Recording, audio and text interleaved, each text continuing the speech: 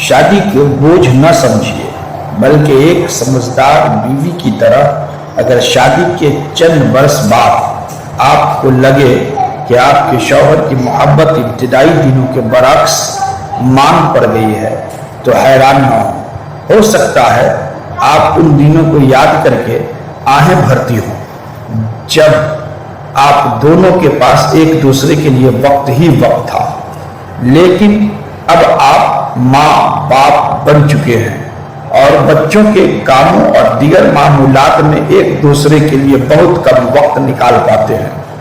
پھر بھی کچھ ایسے باتیں ہیں جن پر عمل کر کے آپ زندگی بھر اپنے شوہر کی محبت کو تازہ دم رکھ سکتی ہیں۔ شاید ایک اچھی اور سمجھدار بیوی ہونے کی حیثیت سے آپ پہلے ہی ان تجاویز پر عمل کرتی ہوں، پھر بھی دہرانے میں کوئی حرج نہیں۔ شوہر کے سامنے اپنے آپ کو بنا سوار کر رکھیں۔ حدیث مبارکہ کا مفہوم ہے اچھی بیوی وہ ہے جسے دیکھنے سے شوہر کو خوشی حاصل ہو۔ بچوں کی پیدائش کے بعد خاص طور پر اپنے آپ کو بے تحاشا موٹا نہ ہونے دیں۔ اس سے ایک تو آپ کے کام کرنے کی صلاحیت متاثر ہو سکتی ہے، دوسرے بیماریوں کا ایک طویل سلسلہ حملہ آور ہو سکتا ہے۔ پھر ظاہر ہے یہ کیفیت آپ کے شوہر کے لیے کوفت اور پریشانی کا باعث بنے گی۔ اگر اپنے آپ کو چست اور متحرک رکھیں تو نہ صرف ان مسائل سے دور رکھیں گی بلکہ وزن کم ہونے کے باعث ہر طرح کے لباس میں خوبصورت دکھائی دیں گی۔ اپنے جیون ساتھی کے پسندیدہ رنگوں کے ملبوسات استعمال کیجیے۔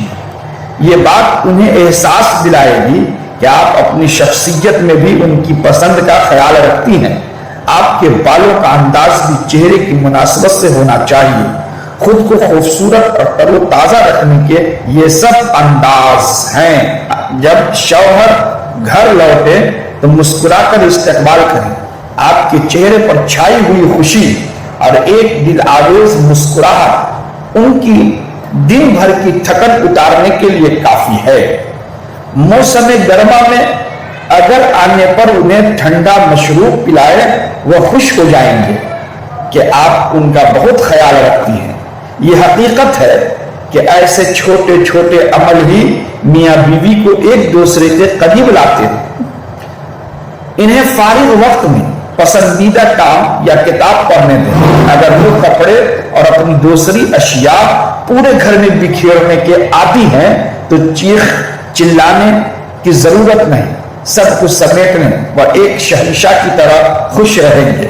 شوہر اگر غصے میں ہو تو خاموش ہو جائیں، ہر معاملہ ان کے نقطے نظر سے سمجھنے کی کوشش کریں اور دنیا کو ان کی آنکھوں سے دیکھیں۔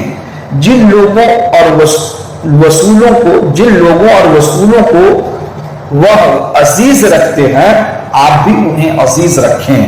اپنی زندگی کا مرکز ان کی ذات کو بنائیں اور ان کا ہر حکم مان کر انہیں احساس دلائیں کہ آپ پوری طرح ان کے ساتھ ہیں۔ اپنے شوہر کی غیر موجودگی میں ان کے مال اور عزت کی حفاظت آپ کی ذمہ داری ہے۔ ان کا یہ اعتماد کبھی نہ گنوائیں۔ محبت کے بجھے ہوئے شعلوں کو پھر سے بھڑکا دینے کے طریقے تو بہت ہیں، لیکن آپ سکون سے ایک لاہے عمل طے کریں۔